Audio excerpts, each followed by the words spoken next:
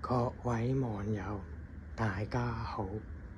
今日同大家分享下乃木坂6期生第一次線上見面會事後感想。屈指一數，原來由5期生第一次 Meguri 到今日嘅6期生 Meguri 已經過咗3年。經過3年，握手會都仲未握到手，睇嚟坂道集團可能以後都唔會有握手。探家模式應該仲有排用。如果第一次見佢已經話鍾意我係會反感。純粹我主觀感覺，同第一次見面嘅人講鍾意你，其實係好廉價。事不宜遲，第一個2部2張海邊朱尼，一入去就見到個鄰家女孩揮手。我可能太耐冇見過未見過嘅人，緊張得滯，一時口誤，問錯咗佢有冇必殺技。佢呆咗，歪歪頭，可能冇人問過佢。我又唔知點解，叫佢扮下 Abby， 佢一聲，又真係扮下，捉起2個拳頭，揈咗一下。總結，今次係我失誤。阿卡尼雖然呆呆地，但都會滿足粉絲嘅要求，可以再抽。之後3部瀨戶口心月1張，佢都幾多人排。第一眼畀我嘅感覺就係佢啲牙好白，即刻叫佢吊下我。佢畀咗個心同我講大好き扣分。我本身唔係咁鍾意呢類五官精緻嘅女仔，佢仲要話鍾意我，整體感覺一般。之後3部長島林英2張，亦都係話題性最高嘅人。一入去就見到一個幾多密屎嘅 JW， 即刻叫佢吊下我。佢又係畀個心我講大好き扣分。畀完1個心都唔夠，又畀多幾個，最尾仲要控埋嚟畀我睇佢啲密屎，整體感覺一般。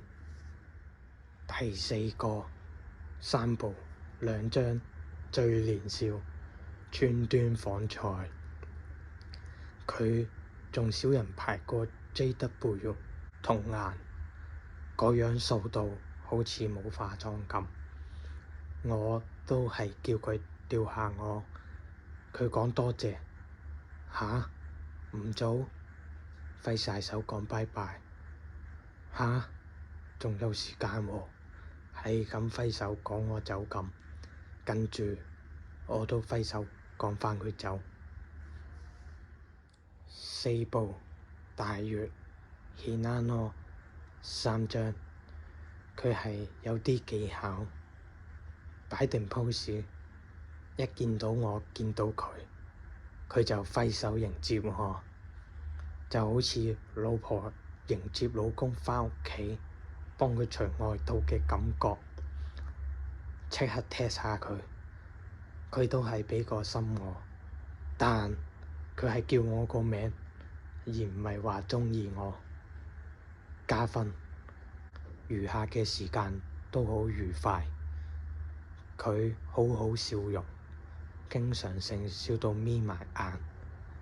雖然佢做過地下 idol， 有男朋友同埋年紀大，但我覺得佢喺乃木坂應該會有運行，因為鍾意笑嘅女仔運氣通常都唔會差。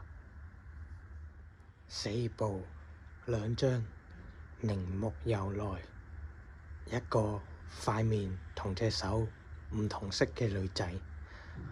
我話我香港嚟，佢多謝咗我先，即刻掉下佢。佢又係畀心講鍾意我，扣分。開始覺得畀心講鍾意係公司教落嘅指定動作嚟。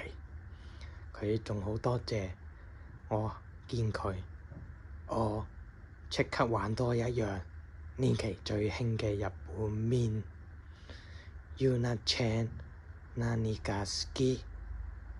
佢咗聲，想答我嘅時候已經夠鐘。跟住到小津翎來2張，一個樣子樸素，個樣甚至可以話係非主流嘅紅衣女仔，即刻掉下佢。果然如我所料，又係畀心講大 Suki， 不過佢打嗰個釣魚動作，我又即刻問佢Nina Chan Nani ga suki。 佢估唔到我咁問佢，諗咗陣答我紫色，鍾意紫色。我估唔到世界上仲有唔上社交網站嘅女仔，竟然連呢個面都唔識。我雖然有扣分，但同時我好開心，乃木坂終於收到一個清純嘅女仔。最後一個5部3張深平麗心，一入去佢即刻嗌名加分。一個大頸鏈好好睇嘅女仔，FaceTime 靚過眼照好多，隻眼都係好靚。跟住即刻掉下佢，佢竟然截 Q 我，個心突然跳得好快，下意識揞住個心。佢以為我扮中槍，仲笑到彈起咗少少，因為佢個名比較難讀，所以叫佢教下我讀。佢控埋嚟教我烏魯咪。飛收後，我百感交集，估唔到3年前我最討厭嘅絕 Q， 竟然係3年後今日成為我最尾嘅救贖。當嗰個人淨係識畀心心講鍾意你，突然有個人竟然仲記得前隊長嘅必殺技，即刻令身為奶粉嘅我同佢有咗 connect。呢刻係一種紫色嘅感動。文字係一種奇蹟，而 Fortune Music 係另一種奇蹟。只要畀錢，你就可以超越時間地點，同乃木坂見面對話。你睇到呢度，你感唔感覺到我正努力向你傳達我嘅紫色感動？暫時我嘅排名如下，剩低3個6期生，我要5、6月先見到，睇下仲有冇機會同大家分享下啦。